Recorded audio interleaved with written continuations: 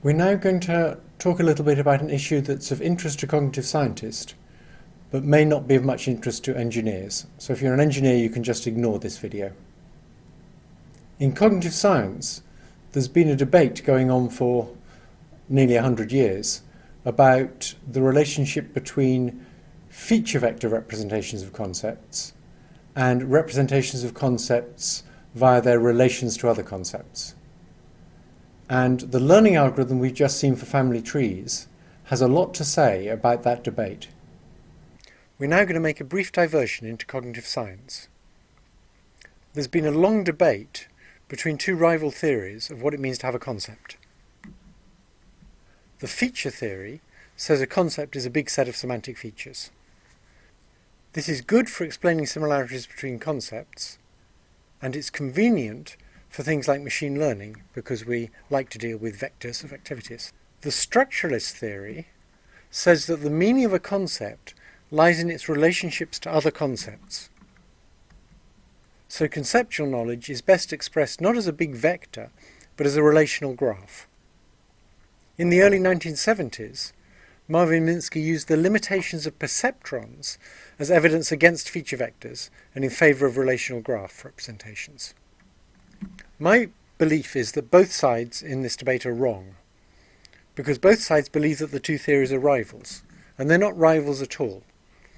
A neural net can use vectors of semantic features to implement a relational graph. In the neural network that learns family trees, we can think of explicit inference as I give you person 1 and I give you a relationship and you tell me person 2.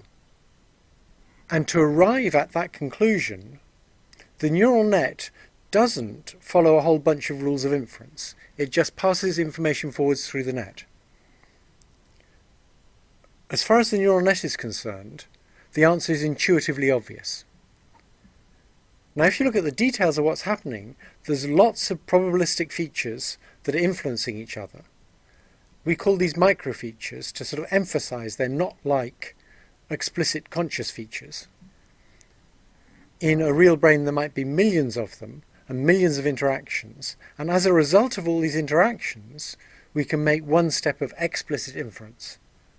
And that's what we believe is involved in just seeing the answer to something.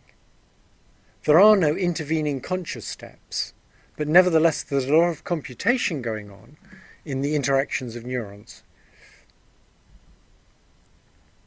So we may use explicit rules for conscious deliberate reasoning, but a lot of our common sense reasoning, particularly analogical reasoning, works by just seeing the answer, with no conscious intervening steps. And even when we do conscious reasoning, we have to have some way of just seeing which rules apply in order to avoid an infinite regress. So many people, when they think about implementing a relational graph in a neural net, just assume that you should make a neuron correspond to a node in the relational graph and a connection between two neurons correspond to a binary relationship. But this method doesn't work. For a start, the relationships come in different flavours. There's different kinds of relationship, like mother of or aunt of. And a connection in a neural net only has a strength. It doesn't come in different types. Also, we need to deal with ternary relationships, like A is between B and C. We still don't know for sure the right way to implement relational knowledge in a neural net.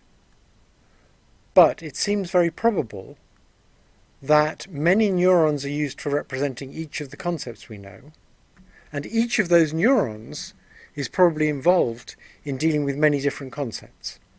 This is called a distributed representation. It's a many-to-many mapping between concepts and neurons.